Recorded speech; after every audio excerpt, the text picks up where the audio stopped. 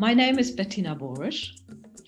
I work as a professor of global health at the University of Geneva, Switzerland.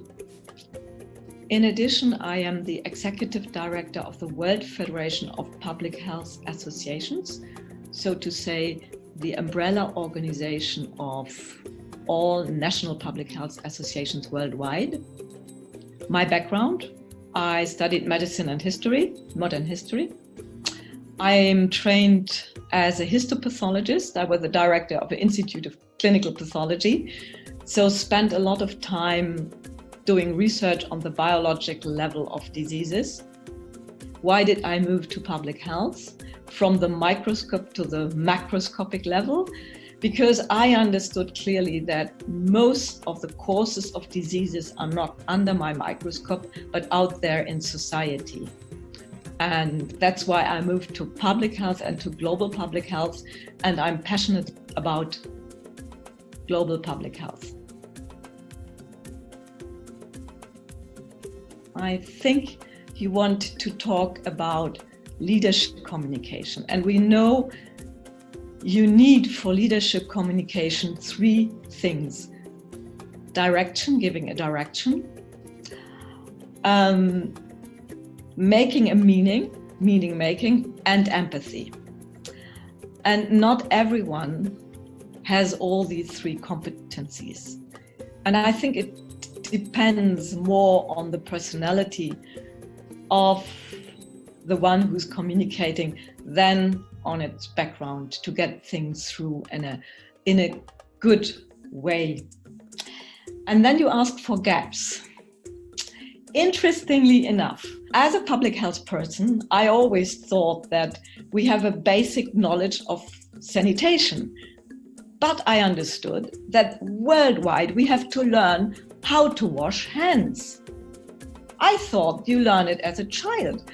But what I want to say with this example, I think we do have a lack of health literacy, basic health literacy out there in the community, but, and this is far more important, also in the medical community. I have seen colleagues, highly specialized colleagues, who simply do not know how transmission channels work or how simply infection protection measures should work. So I think we have to work on health literacy among ourselves in the broader medical community, health community, but also in the broad public. This is a rhetorical question. I mean, the health sector is among those where the gender gap is the most crying. You know that worldwide 70% of the paid, I'm just talking about the paid health workers are women.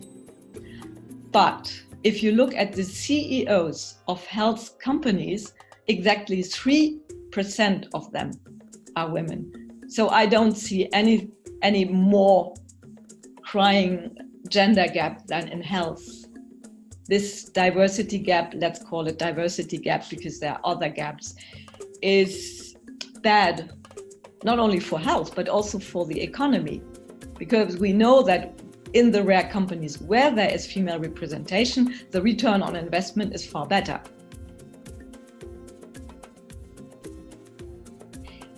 If it comes to technology and public health and health in general, there are two aspects for me.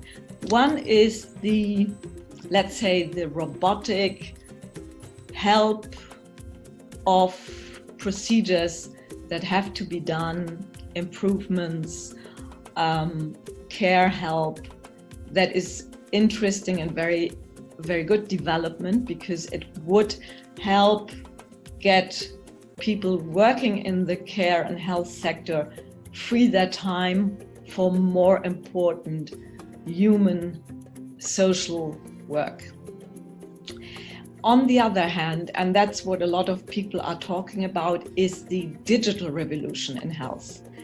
And I think there, as public health people, we have to perhaps read and listen to the UN Special Rapporteur on poverty, extreme poverty and human rights, Philip Ashton. He has looked at the question and he says that the developments in progress tend to even exacerbate and the discrimination of gender and race that already exist. But there will be other discriminations, forms of discrimination that are inbuilt in some of the digital systems. So we have to be aware of what Michelle Bachelet called the dark side of the digital revolution. And I think this is our finest and most noble task as global public health people, to see that there is no discrimination so far by digital systems in health and social security. Now in the crisis that a lot of governments, not all, a lot, listen far more to science than they ever did. I think it's good. It's very good that they listen, that they take care of the opinions of scientists. You as a scientist, me as a scientist, we know that science is never 100% and never 0%. If someone tells you this is a 0% new infection rate, then you know it's not true, because it can't exist. Biology is never like this. Science is not like this. We have to deal with insecurity. Now, I think, given the fact how science is, and decisions, we have to make it a whole society work. Scientists are part of whole society, but final decisions have to be taken by all of us, by political leaders, by civil society. Otherwise, they will never be supported. So I think it's more importantly than ever to say that everyone has a take on a decision that concerns us all, as we see it now.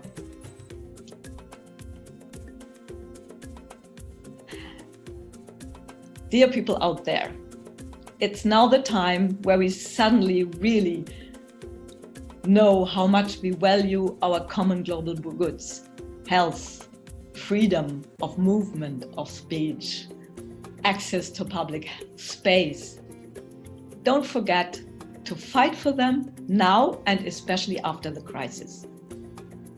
Mes amis, je pense que c'est aujourd'hui que nous commençons à apprécier nos valeurs comme la liberté de mouvement, l'accès à l'espace public, la santé.